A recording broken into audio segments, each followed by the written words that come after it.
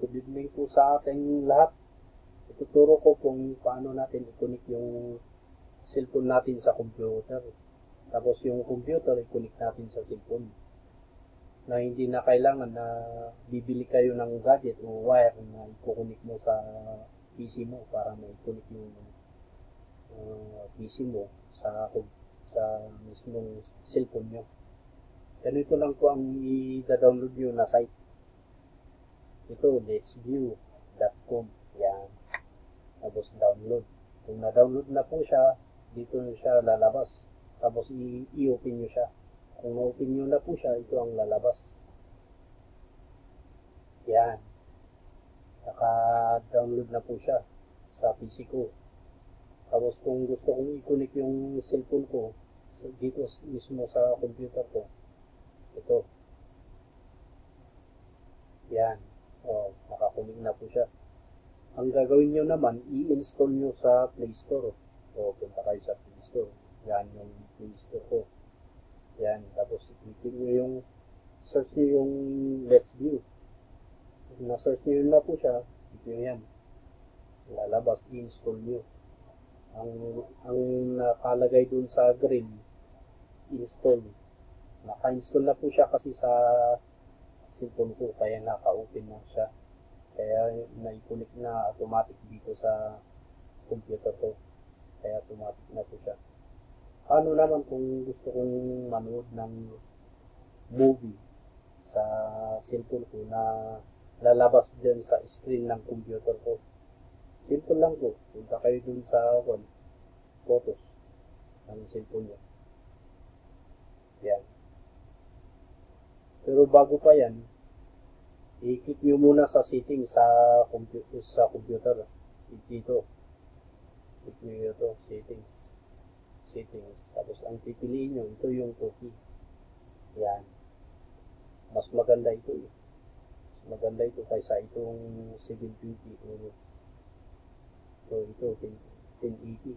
Mas maganda to, mas maliwanag. Yan. Tapos puntahan ako sa cellphone ko. Tignan natin yung video ko. Ito lang po kayo. Sample ito. Yan. Paano mo i-icon? Yan. Ito mo. Pwede kong i-play yan. Tapos dito sa computer, dito mo i-icon. I-adjust yung full screen niya. Ganyan. Tapos dito din sa cellphone mo. Yan.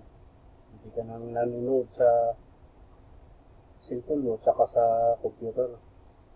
Yan. Kung ano yung pinili mo sa cellphone mo, yan ang lalabas sa computer mo. Yan. Pwede ka pang mag-doing. Dito, click mo lang ito. Pwede kang mag-doing. Habang nagod, ganyan. Yan. Pwede mo mang-screenshot. Yan. Yan ang mga simple lang na ito. Hindi lang. Kasi back mo na dito sa PC mo. Tapos may labas. Pero naman siya. Paano naman kung yung computer ko i-connect ko sa cellphone ko? Simple lang din. Ganun din ang gagawin mo. Example, i-disconnect ko to. Disconnect ko, pipiliin ko yung, ito kasi ang pinili ko, mirroring to PC. Ito yung cellphone to PC. Ang gagawin ko naman, yung PC, ikukunik ko sa cellphone ko. Gagawin ko lang dito sa, i-disconnect ko dito sa, muna, pipiliin ko yung dapat ko piliin.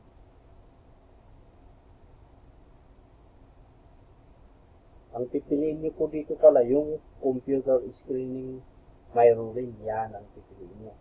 Ito, ang pipiliin nyo.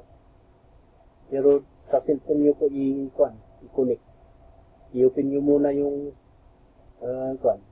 itong Let's View sa na-install yung Let's View doon sa cellphone nyo. Kapag nyo na, i-click nyo lang yung redetect. Tapos kung na-redetect na yung PC nyo, click nyo lang yung let's view. Tapos, ang pipiliin nyo, yung computer screen mirroring. Yun. Tapos, ang lalabas na po doon, yung cellphone to yung computer nyo, naka-computer na po siya. Ganun lang po yun. Kung gusto nyo mag-drawing pa doon, pwede. Ganun. Pa-share na lang po sa mga iba kung gusto pa nilang malaman kung paano din nila i-connect yung cellphone sa PC nila na hindi sila gagamit ng basta i-download lang po nila ito. Let's view sa PC saka sa cellphone. Tapos i-open nila parehas para ma-connect siya.